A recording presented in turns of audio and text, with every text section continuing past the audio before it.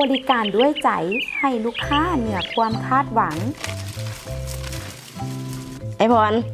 รถเฮาหันถือกำหนดไปเปลี่ยนน้ำมันเครื่องละใดสิไปเปลี่ยนอยู่ไสอันที่เขาเจ้าบริการดีอ้ายฮู้บ่บริษัทลาวโตโยต้าบ้านนาแหเมืองซิโคนนี่เด้โอ้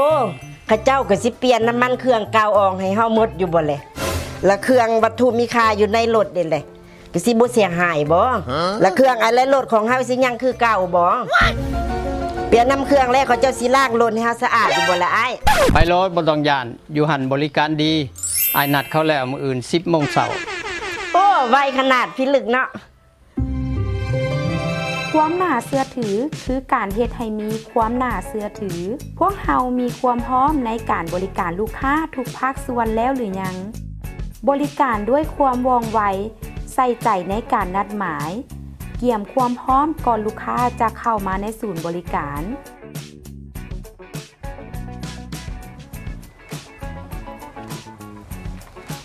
กล่าวคำทักทายและสบายดีลูกค้า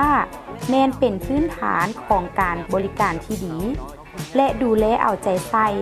ลดลูกค้าทุกคันที่เข้ามาอย่างสม่ำเสมอความใส่ใจและความห่วงใยของรถลูกค้า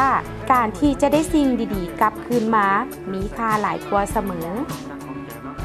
มื้อนี้คำพูดจะล้างอนามัยพร้อมหมดเลยบ่นะเฮามีบริการล้างฟรีให้กับลูกค้าเนาะโอ้มีแบบนั้นก็ล้างเลยแหละล้างเลยเนาะเดี๋ยวมาเลยเนาะรถคำพูดจะเซ็กแล้วอยู่10:30 นเนาะจ้ารวมล้างพร้อมจะแล้วอยู่11 โมงนะจ้าเส้นอนามัยของผมนี่เนาะจากในระหว่างรอท่าเขาจะมีห้องบริการลูกค้ามีเครื่องดื่มน้ำชากาแฟเนาะแล้วก็มีโบกนวดไฟฟ้าห้องบริการอยู่ด้านในเนาะนี่เส้นด้านในเลยเนาะ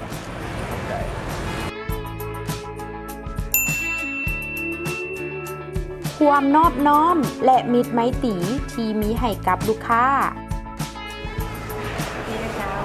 ขอบใจการดูแลเอาใจใส่ลูกค้าท่านใดๆก็ต้องการทะเบียนรถ6669ท่านนะคะคุยพิมพ์มาถักที่เคาน์เตอร์ส่วนลุงสบายดีเส้นนางเจ้าเฮ้ยบริการด้วยความยิ้มแย้มแจ่มใสพร้อมกับความปลอดภัยในการเฮ็ดธุรกรรมการเงิน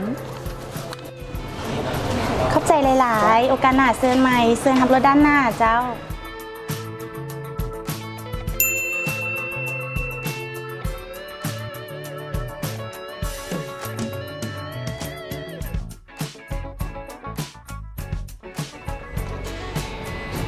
เจ้ารถเนาะเดี๋ยวกวดสภาพทางในคืนเนาะต่อมาเนาะตัวนี้เขามีการล้างทำความสะอาดทางในให้เรียบร้อยแล้วเนาะพวกอุปกรณ์ทุกอย่างยังอยู่ครบปกติเนาะเจ้าเดี๋ยวเซ็นกวดสภาพรถทางด้านหน้าเนาะตัวนี้ถือว่าได้ทำความสะอาดเรียบร้อยแล้วเนาะเจ้าตัวนี้เป็นอะไรแท้โตโยต้าเนาะที่เขาเปลี่ยนให้เนาะของแท้เลยเนาะตัวนี้เป็นน้ำมันเครื่องเก่าเนาะเขารับประกันให้1 ปี 20,000 กิโลเนาะแต่ตัวใดของก่อนเนาะลูกค้าจะเอาไปเลยบ่เนาะหรือว่าสิกินเนาะเอาไว้เนาะเดี๋ยวเอาไว้ในรถนี้เนาะจากลูกค้าเนาะตัวนี้จะเป็นบริการข้างต่อไปในการเปลี่ยนถ่ายน้ำมันเครื่องเนาะอยู่ที่90,000 กิโลเมตรเนาะเปลี่ยนน้ำมันเครื่องใส่ก่อนสามารถนำหมายกับเขาได้เนาะพวกเฮามาห่วมพลังจากใจสร้างมื้อนี้ให้ดีกว่าเมื่อวานให้สมกับคำขวัญที่ว่าความเพึงพอใจสูงสุดของลูกค้าคือความบุกบืนถึงที่สุดของพวกเฮา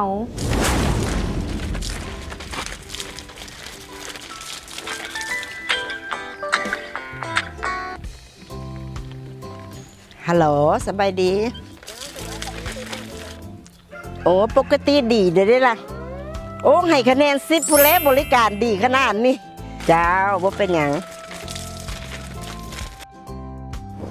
สบายดีข้าพเจ้าคำผุยพิมพ์ทัศน์ซึ่งเป็นลูกค้าของบริษัทลาวโตโยต้านี่มาแต่ปี